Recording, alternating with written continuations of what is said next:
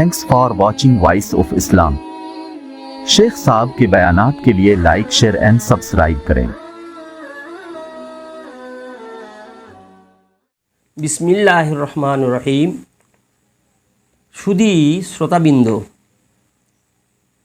বছরের শুরু, মাসের শুরু, এই নিয়ে আমরা কি উদযাপন করতে পারি না পারি।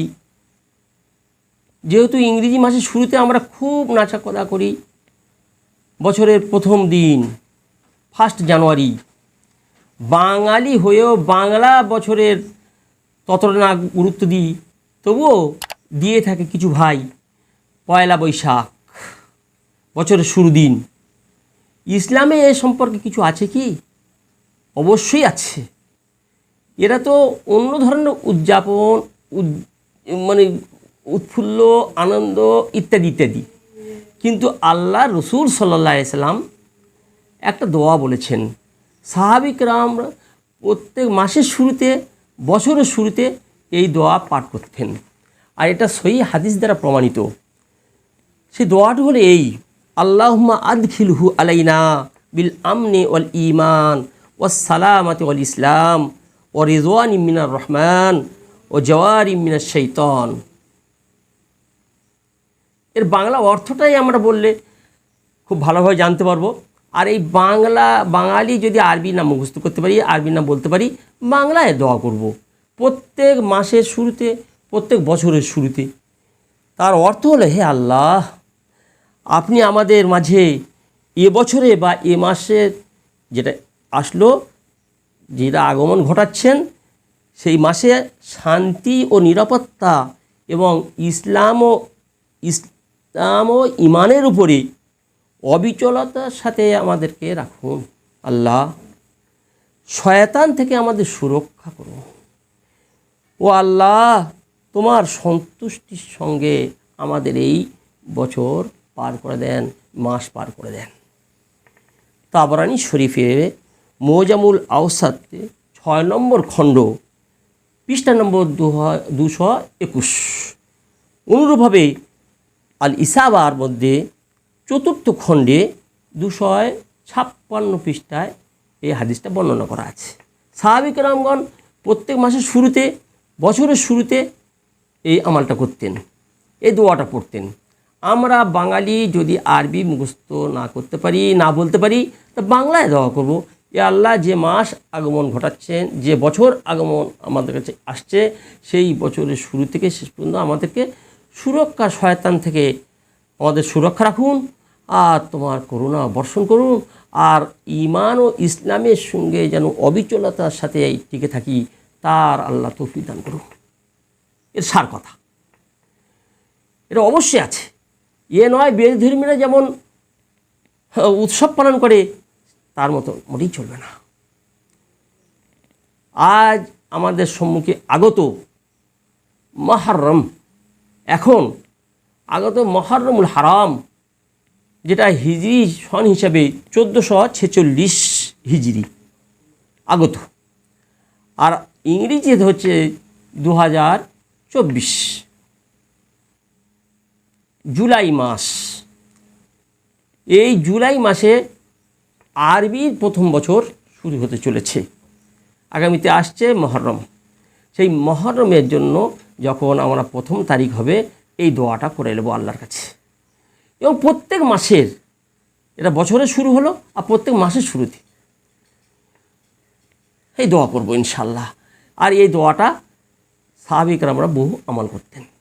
এখন আগত যে মহরম, এই মহরম আল্লাহ তাবারক তাআলার কাছে 12টা মাসে 1 বছর, তার মধ্যেই 4টে মাসকে আল্লাহ হারাম করে দিয়েছেন।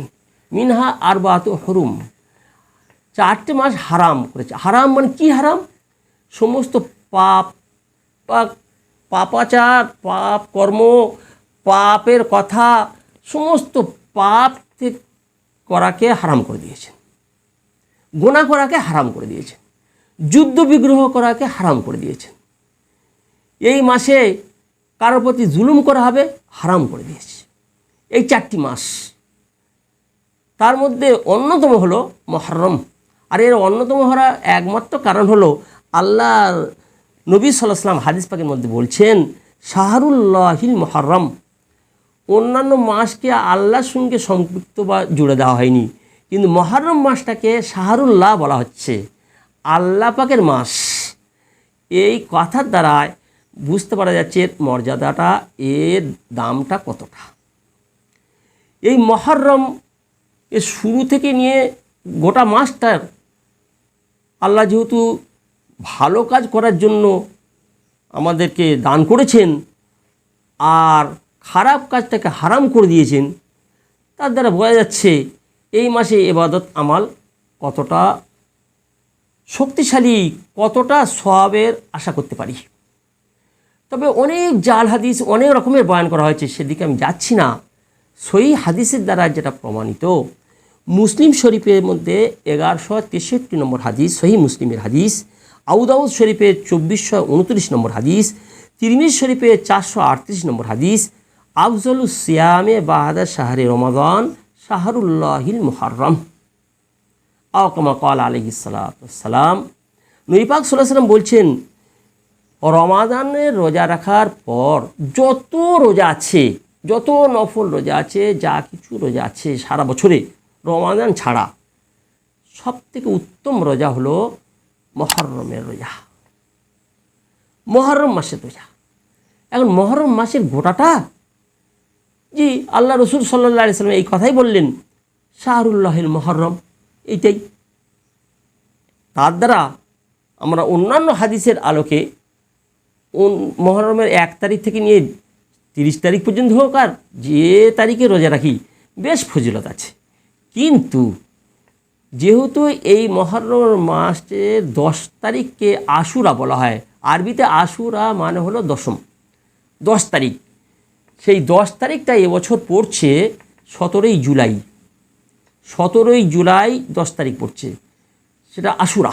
এই আশুরা রোজা রাখার সম্পর্কে পরিষ্কার বিশুদ্ধ হাদিসে বর্ণনা করা হয়েছে। নবী পাক সাল্লাল্লাহু আলাইহি ওয়াসাল্লাম যখন মদিনায় আসলেন, তশরিফ নিয়ে আসলেন, তখন এসে উনি দেখলেন এই ইহুদিরা এরা খুব উৎসাহ উদ্দীপনা সঙ্গে বেশ মাতম করছে আর খুব খুশি প্রকাশ করছে, আর রোজাও রেখেছে। আল্লাহ রসুল খবর কী ব্যাপার, এরা রোজা রেখে? বলে হ্যাঁ। তাদেরকে জিজ্ঞাসা করা হলো, বলে এই দিনে এনে মুসা আলাইহিস সালাম থেকে আল্লাহ তাবারক তাআলা ফেরাউনের কবল থেকে বাঁচিয়েছেন মুসা আলাইহিস সালামকে, ফেরাউনকে ধ্বংস করা হয়েছে ইত্যাদি ইত্যাদি। তো রসুল পাক সাল্লাল্লাহু আলাইহি ওয়াসাল্লাম বললেন, আমরা তো বেশি হকদার রাখি। আল্লাহ রসুল রোজা রাখলেন, সাহাবীদের রোজা রাখার আদেশও করলেন। আর ইতিপূর্বে এই মুহররমের 10 তারিখে অর্থাৎ আশুরার রোজা অন্য হাদিসে আলোকে বলছি ফরজ ছিল। যখন রমাদান এসে গেল, সেটাকে রহিত করে দিয়ে আল্লাহ তাবারক তাআলা আমাদের জন্য নফলে পরিণত করে দিলেন, সেটা রহিত করে দেওয়া হলো। রমাদানের রোজাটা আমাদেরকে ফরজ হয়ে গেল, আর আশুরা অর্থাৎ মুহররমের 10 তারিখের রোজাটা আমাদের থেকে রহিত করে দেওয়া হলো। বুখারী শরীফের 3943 অর্থাৎ 3943 নম্বর হাদিস পাক, মুসলিম শরীফের ওই 1130 নম্বর হাদিস পাকে এটা বর্ণনা করা হয়েছে। তাই এই আশুরার রোজা রাখার বিশেষ কথা বলা হয়েছে। মুহররমের রোজা রাখা মাসটাই তো বটেই, যত নফল রোজা রাখা যায় ভালো জিনিস, তার সব কতটা পাওয়া যাবে এর নির্দিষ্টভাবে পারফেক্ট কোনো কিছু বলা হচ্ছে না। কিন্তু মুহররমের অর্থাৎ 10 তারিখের আশুরার রোজা রাখার সম্পর্কে পারফেক্টভাবে বলা হচ্ছে। কি বলা হচ্ছে? ইকাফিরুস সানাতাল মাজিয়া, মুসলিম শরীফের হাদিস 1162 নম্বর হাদিস, সহিহ মুসলিমে বর্ণনা করেছে। আল্লাহ রসুল বলছেন, 1 বছর পূর্বেকার গুনাহ মাফ করে দেওয়া হবে। সুবহানাল্লাহ। মুহররমের 10 তারিখের রোজা অর্থাৎ আশুরার রোজা রাখলে 1 বছরের পূর্বেকার যাবতীয় গুনাহ মাফ করে দেওয়া হবে। এর সম্পর্কে আমরা জানি, একটা মশলা শুনিনি, এই মাসে গুনাহ মাফ করে দেওয়া হবে, তারপর সাগিরা গুনাহ সব মাফ করে দেওয়া হবে। বিনা তওবায় যেহেতু কাবিরা গুনাহ মাফ হয় না, তো সে রোজা রাখার সাথে সাথে তওবা করে নিলে কাবিরাও মাফ হয়ে যাবে। আর হুকুকুল ইবাদ মাফ হয় না যতক্ষণ পর্যন্ত ভাইয়ের কাছ থেকে ক্ষমা না চেয়ে নেওয়া হয়। তাই সেদিকেও সচেতন হয়ে ভাইয়ের কাছ থেকে ক্ষমা চেয়ে নেওয়া হবে। তাহলে সর্বগুণাটাই মাফ হয়ে যাবে। যেহেতু নবী পাক সাল্লাল্লাহু আলাইহি ওয়াসাল্লাম এই কথাই বলছেন, ইকাফিরুস সানাতাল মাজিয়া, অতীতের 1 বছরের গুনাহ মাফ। বিশুদ্ধ হাদিস মুসলিম শরীফের 1162। আর এই হাদিসের দ্বারা প্রমাণ হয় আশুরার রোজা রাখা। তাই সারাটি মাস রোজা না রাখি আলাদা কথা, 1 তারিখ থেকে নিয়ে 9 তারিখ পর্যন্ত রোজা রাখি না রাখি আলাদা কথা, কিন্তু মহরমের রোজাটা রাখা, আশুরার রোজাটা রাখা এখন আমাদের যার ইচ্ছাধীন, যে রোজা রাখবো না রাখবো। যেহেতু রমাজান ফরজ হয়ে গেছে, এটা এখন নফলে, কিন্তু এই নফলের এত ফজিলত যে 1 বছর পূর্বেকার সব গুনাহ মাফ হয়ে যাবে। এখন এই মাসের রোজা রাখার ব্যাপারে একটা মশলা বলি। তখন জানা গেল যে ইহুদিরা রোজা রাখছে, আর আল্লাহ রসুলের একটা হাদিস আছে, মান তাশাব্বাহা বিকওমিন ফাহুয়া মিনহুম, যে গোত্র যে গোষ্ঠী যাদের সঙ্গে সাদৃশ্য রাখবে, মিল মহব্বত করবে, তাদের সঙ্গে তার হাসর হবে। তাই ইহুদির থেকে নাসারা থেকে আমাদের বিরত থাকা দরকার, দূরে থাকা দরকার। তাই আল্লাহ রসুল সাল্লাল্লাহু আলাইহি ওয়াসাল্লাম সাহাবীদেরকে বললেন, দেখো ভাই, যদি আমি আগামী বছর বাঁচি তাহলে অবশ্যই আমি লাসু মান্নাত তাসে, আমি 9 তারিখে এই মহরম মাসের 9 তারিখে ও রোজা রেখে নেব। তার মানে ওরা একটা রোজা রাখে, আমরা 2টো রোজা রাখবো। কিন্তু আল্লাহ রসুল সাল্লাল্লাহু আলাইহি ওয়াসাল্লামের আর তৌফিক হলো না, তিনি আমাদের থেকে বিদায় নিলেন। পরের হাদিসের আলোকে এই বলা হচ্ছে, তাহলে জোড়া রোজা রাখা অন্তত দরকার। তাহলে আশুরা অর্থাৎ 10 তারিখে রোজা, তার সাথে আগের হোক আর পরের হোক, তবে 9 তারিখে এবং 10 তারিখে রাখলে উত্তম হবে, এটা উত্তম হবে। শুধু 10 তারিখে রোজা রাখলে রোজা রাখা জায়েজ আছে, কিন্তু উত্তম হবে না। যেহেতু তাদের মুখালাফাত করা দরকার, তাদের উল্টো করা দরকার, এই জন্য উত্তম হবে 9 তারিখ এবং 10 তারিখে রোজা রাখা। কেউ 9 তারিখ রাখতে পারলো না, তিনি 10 তারিখে এবং 11 তারিখ রাখবেন, যেহেতু তাদের উল্টো করার জন্য। তা 9-10 রোজা রাখলে সেটা উত্তম হবে, কিংবা 10-11 রোজা রাখলে সেটাও উত্তম হবে। আর যেহেতু আল্লাহ রসুল সাল্লাল্লাহু আলাইহি ওয়াসাল্লাম বলছেন আফজলুস সিয়াম বাদে শাহরে রমাদান শাহরুল্লাহিল মুহররম, তাহলে মুহররম মাসটাই বোঝাচ্ছে। সেই হাদিসের দিকে তাকিয়ে, যেটা মুসলিম শরীফ হাদিস বয়ান করলাম 1163 নম্বর, তার দিকে তাকিয়ে আমি বলবো একটা কথা, 9 তারিখে 10 তারিখে এবং 11 তারিখে 3 দিন রোজা রাখি, তাহলে অতি উত্তম হবে। সার কথা এইটাই বলতে চাই, শুধু কেবলমাত্র 10 তারিখে রোজা কেউ যদি রাখি তাহলে ঠিক আছে, অসুবিধে নাই, সওয়াবের আমরা মোস্তাক হয়ে গেলাম, 1 বছরের পূর্বেকার গুনাহ মাফ হলো। উত্তম হবে না, যেহেতু অন্য হাদিস দ্বারা প্রমাণ হচ্ছে ইহুদি নাসারাদের উল্টো করতে হবে, তাই জোড়ার রাখা দরকার। তাহলে উত্তম হবে আগে বা পিছু? জি, আগের উত্তম হবে, এইটাই বেশি, কারণ 9 তারিখে আল্লাহ রসুল বলেছেন। আবার 11 তারিখে যদি তাই রাখি, 10-11 তো উত্তমে পর্যায়ে আসবে। আর অতি উত্তম হবে ওই হাদিসের দিকে তাকিয়ে যে 3টে রোজা রেখে দেওয়া, 9 তারিখেও বটে, 10 তারিখেও তো আসল, আর 11 তারিখ তার সঙ্গে যুক্ত করে নেওয়া হোক, নিলে অতি উত্তম হবে। আল্লাহ আমাদের তৌফিক দান করুক। এখন এই মহরম মাসে আমরা 4টি কাজ করব। 1 নম্বর কাজ করব রোজা রাখা, বিশেষ করে অন্তত 9-10 বা 10-11 কিংবা 3টে 9-10-11, আর রোজা রাখলে এতটা লাভ।